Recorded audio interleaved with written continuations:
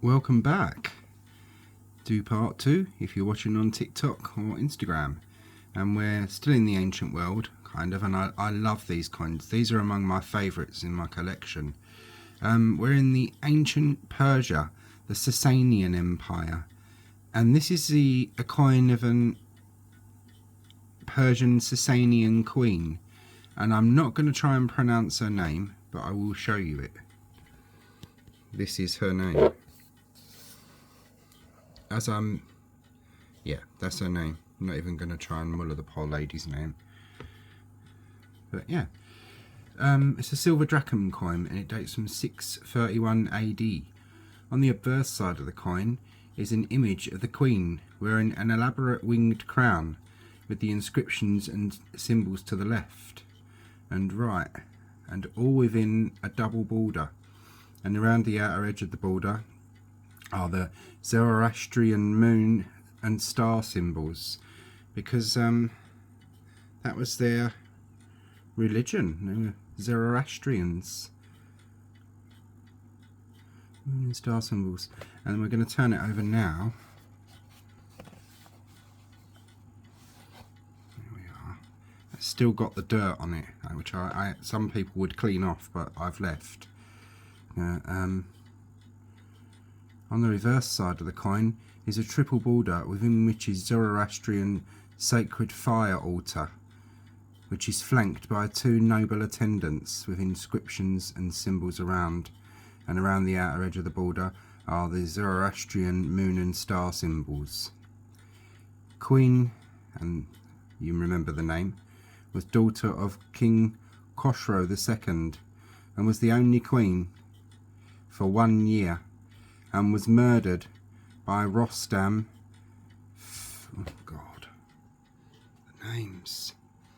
By Rostam Farakak. In all round excellent condition for its great age. Yeah, that's one of them. And I'll show you the next one, which shows you what a naughty governor was up to in his time. And it's a crime that can be laid at the door of Henry VIII as well, so it's been going on for a long time. I'll pause you and you'll join me for the next Sassanian coin. And we are a country in turmoil, kind of. Umayyad Sassanian Empire, silver drachm dirham, coin under Ibn Ziyad, who is governor of Basra, Kufa, and the Khorasan, circa 680 to 685, so 50 years later on than the one we've just seen. On the reverse side of the coin is a regal Sassanian stylized figure wearing an elaborate winged crown which is topped by the star, all within a double border which has inscriptions on the sides, and it's got the Zoroastrian symbols and whatnot. But yeah, this has got inscriptions in there. I'll try and get closer in. There we go. But when we look over to the reverse side, which is a sacred fire altar with noble attendants again, you can see how nice and silvery it is on this side. On this side it's not, and it shows what this naughty governor had been up to.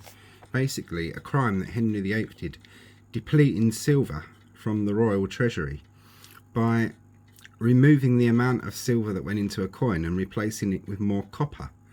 So after a while, when the coins were first minted, they looked nice and shiny and silver, but after a while the copper would begin to show through, and that Henry VIII did the same thing.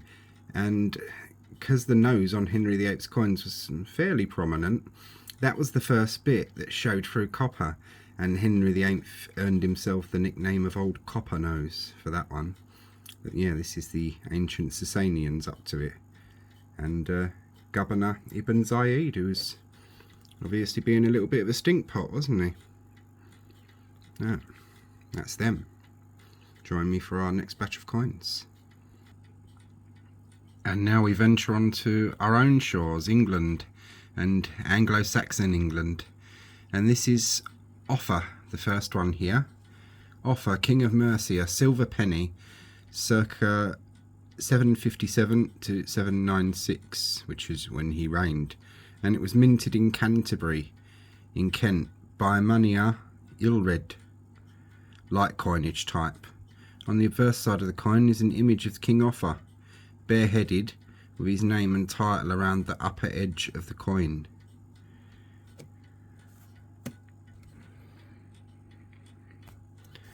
And turn it over. On the and on its reverse side is decorated a lozenge with fleurs and sceptres, and at its centre is a Celtic cross, a single letter in each section of the lozenge for the mania, and the mint, a hand struck grade silver coin.